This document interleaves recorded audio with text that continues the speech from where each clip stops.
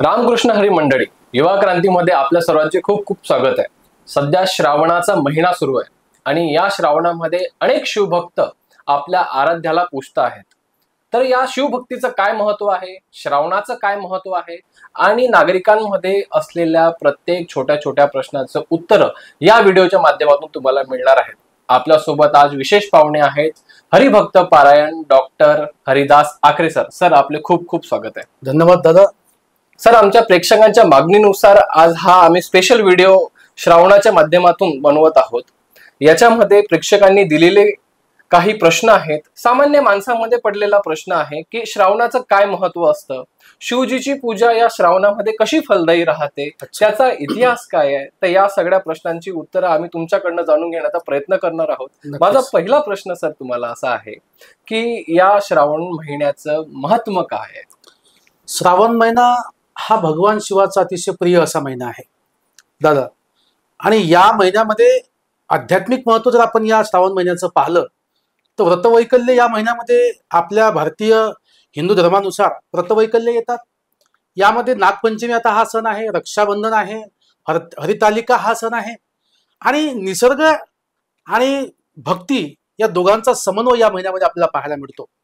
विशेषतः श्रावण महिन्याचं आध्यात्मिक महत्व जर आपण जाणून घ्यायचं म्हटलं तर आपलं भारतीय अध्यात्मशास्त्र असं सांगते दादा की या महिन्यामध्ये चंद्रतत्व आणि जलतत्व हे प्रभावी असतात। आणि या महिन्यामध्ये ज्या व्यक्तींना मनशांती पाहिजे, त्याला मानसिक समाधान पाहिजे, त्यांनी शिवाचं रचन करावं, शिवाचं पूजन करावं। श्रावण महिन्यामध्ये ही दोन्ही तत्व चंद्रतत्व आणि जलतत्व हे प्रभावी असल्यानं त्यामुळे मनुष्याला मानसिक शांती प्राप्त होते, असं या महिन्याचं आध्यात्मिक महत्व आहे दादा। सर, सामान्य नागरिकातला हा प्रश्न आहे की श्रावणाचा इतिहास काय आहे? आपण जर भारतीय ज्ञान परंपरा पाहिली रोहित दादा तर ऐतिहासिक पार्श्वभूमी जेव्हा आपण तपासतो या महिन्याची किंवा पाहतो तेव्हा आपल्याला इतिहासामध्ये जर आपण गेलो तर भारतीय तत्वज्ञान आणि ज्ञान परंपरा व भारतीय अध्यात्मशास्त्र असं सांगते की जेव्हा समुद्र मंथनाचा प्रसंग घडला त्या समुद्र मंथनामध्ये जे हलाहल विष बाहेर पडलं, ते हलाहल विष जेव्हा बाहेर पडल्यानंतर सगळी देव आणि दानव दोन्ही शिव भगवानकडे गेले आणि त्याने सांगितलं की तुमच्याशिवाय हे विष कोणीही घेऊ शकत नाही। आणि हाच तो पवित्र महिना असा आहे की या श्रावण महिन्यामध्ये भगवान शिवानी हे हलाहल विष स्वीकारलं, अर्पण केलं आणि आपल्या कंठामध्ये धारण केलं, म्हणून त्यांना नीळकंठ हे नाम पडलं। आणि म्हणून या महिन्यामध्ये जो कोणी शिवाची आराधना करेल, अर्चन करेल, पूजन करेल, त्याला सहस्र गुणांनी मानसिक शांतता, त्याला त्याचं जीवन सगळं समृद्ध करण्याची प्रक्रिया आणि त्याला मानसिक समाधान सुद्धा प्राप्त होते, असं या महिन्याचं एक वेगळं महत्व आहे। आणि ऐतिहासिक पार्श्वभूमी सुद्धा अशी आहे की या महिन्यामध्ये ही शिवाचा हा जो प्रसंग आहे आणि या प्रसंगानुसार समुद्र मंथनाच्या याला एक वेगळं ऐतिहासिक महत्व प्राप्त झालं आहे दादा। अगदी बरोबर आहे सर। विशेष करून लोक सोमवारी शिवाची पूजा करतात। सोमवार हा दिवस हा शिवजीचा दिवस मानला जातो, तर मग सोमवारच का? सोमवार, श्रावणी सोमवाराचं अनन्यसाधारण महत्व आहे मानवी जीवनामध्ये। जे कोणी अध्यात्म मार्गाला मानतात, जे शिव भगवानला मानतात, त्या सर्व जीवांना शिवतत्व जाणून घेण्याचा हा जो दिवस आहे हा खूप महत्वाचा आहे।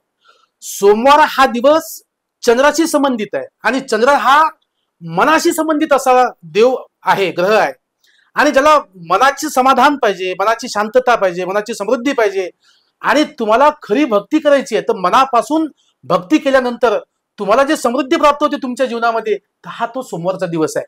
म्हणून ज्या लोकांना आपल्या जीवनामध्ये संसाराचे सगळे तापत्रय आहेत, या तापत्रयातून मुक्ती पाहिजे असेल, तापलेल्या जीवाला शांतता पाहिजे असेल तर त्यांना श्रावणी सोमवाराचं व्रत करावं आणि श्रावण सोमवारी केलेल्या उपवासाला, केलेल्या व्रताला मानवी जीवनामध्ये सहस्रपटींनी पुण्य लाभ होण्याचा या दिवसाचं महत्व आहे दादा।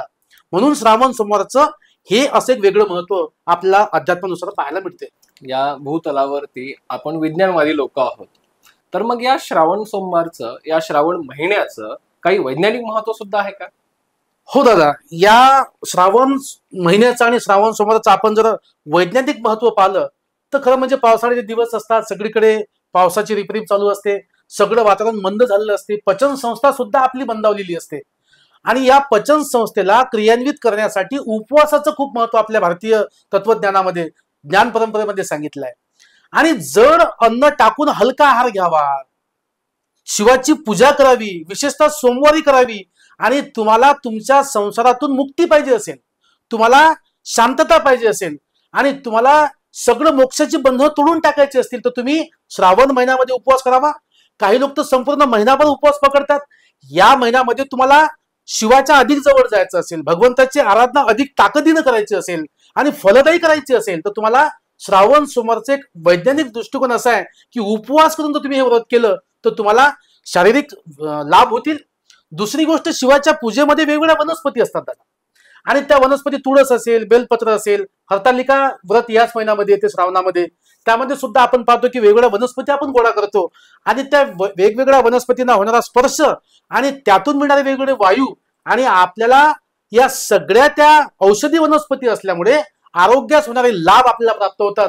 म्हणून याचं वैज्ञानिक दृष्ट्या सुद्धा या श्रावण महिन्याचं अनन्यसाधारण महत्व आहे, हे सुद्धा आपण जाणून घेतलं पाहिजे. मला आणखी असं विचारायचंय तुम्हाला की पर्यावरणाशी पण सुद्धा श्रावण महिना जुडलेला आहे असं सांगतात, तर कसा? श्रावण महिना पर्यावरणाशी निगडीत असा आहे की या महिन्यामध्ये जर आपण वृक्षारोपण केलं तर ते सर्वात उपयोगी ठरते. सर्वात वृक्ष फुलण्याचं, फळण्याचं आणि त्याला जोपासण्याचं, वाढवण्याचं काम या महिन्यामध्ये जर आपण केलं तर मला असं वाटतं की या महिन्यामध्ये लावलेला वृक्ष हा खूप मोठ्या पटीनं जगतो, वाढतो आणि फुलतो सुद्धा. म्हणून या महिन्यामध्ये वृक्षारोपण करावं, विशेषतः तुळशीचं रोपण करावं आणि रोपण केल्यानंतर त्या सगळ्या वृक्षांचा जो प्राणवायू आहे या सगळ्या सृष्टीला, या सगळ्या पृथ्वीला जगवण्याचं काम करतो. म्हणून वन महोत्सव आहे, वृक्षदिंडी आहे, पर्यावरण रक्षण आहे, यासाठी सुद्धा आपण पुढाकार घेऊन पर्यावरण टिकवून ठेवू शकतो. म्हणून या महिन्यामध्ये केलेली सुरुवात ही कायमस्वरूपी टिकून राहते, असं याचं पर्यावरणाचं महत्व आहे दादा. मानवी जीवनामध्ये श्रावण महिन्याचं काय वेगळंपण आहे? या मानवी जीवनाचा आपण जर विचार केला तर सर्वात भोळा सांब म्हणजे शिव भगवान आहेत, ज्याला कोणतं व्रतवैकल्य करता येत नाही, ज्याला कोणती आराधना करता येत नाही, पण त्यांना साधा ओम नमः शिवाय हा जरी आपला मंत्र म्हटला आणि भगवान शिवाला एक लोटा जल जरी आपण अर्पण केलं मनोभावे तर मला असं वाटतं की त्याच्या सगळ्या समस्या सुटू शकतात.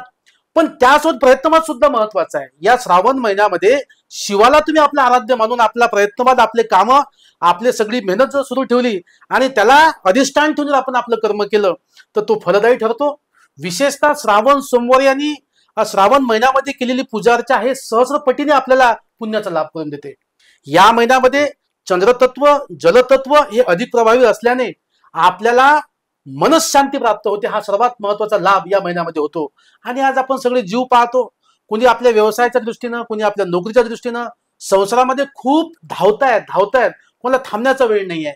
पण तुम्हाला कुठं थांबायचं, माणसाचं जीवन समृद्ध कसं करायचं आणि मनशांती कशी प्राप्त करायची आहे, त्यासाठी सर्वात उपयुक्त कोणता महिना असेल तर श्रावण महिना आहे. या श्रावण महिन्याच्या निमित्ताने तुम्ही काय संदेश द्याल सर?